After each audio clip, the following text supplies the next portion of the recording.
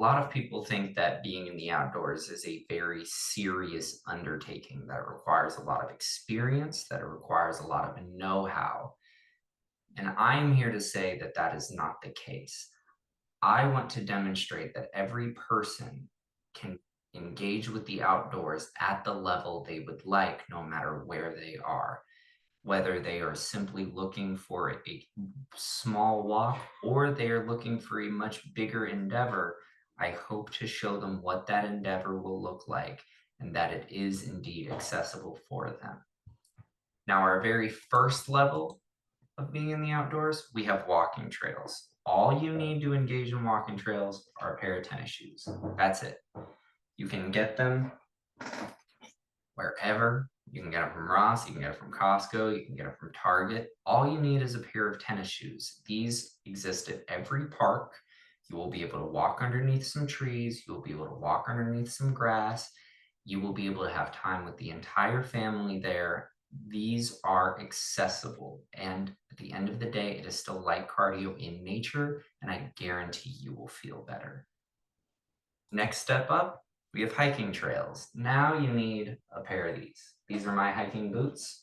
These are my Merrell hiking boots because this is something that I really like to do. Hiking is a lot more intensive for cardio and it allows for a little more time away from the city. Now, this does not mean that you cannot get into hiking in a trail if you live in the city. Even though you may not see mountains, even though the terrain might not be crazy, if you are anywhere, there is a hiking trail by you.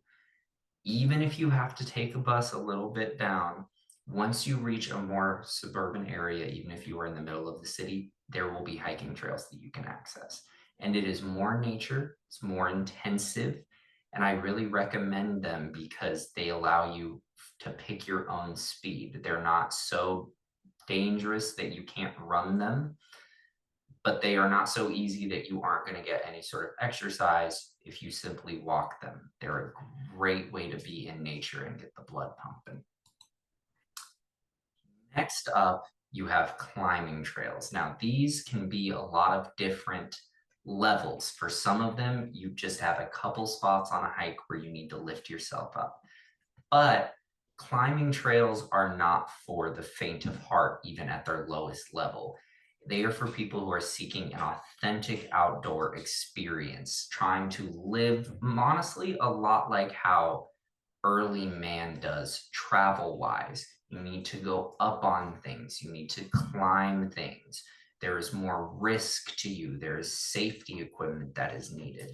In order to truly come across a good climbing trail, you will often need to venture an hour or two outside of your city.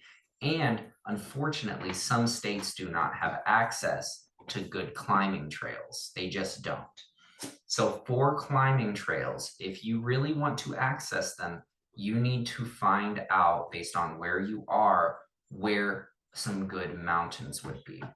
For Arizona, being in Phoenix myself, as I'm assuming most of you are based, having being in this class and being at ASU, the best climbing trail that I have found nearby would either be at the Superstition Mountains or at Picacho Peak. They have a very excellent beginner climbing trail.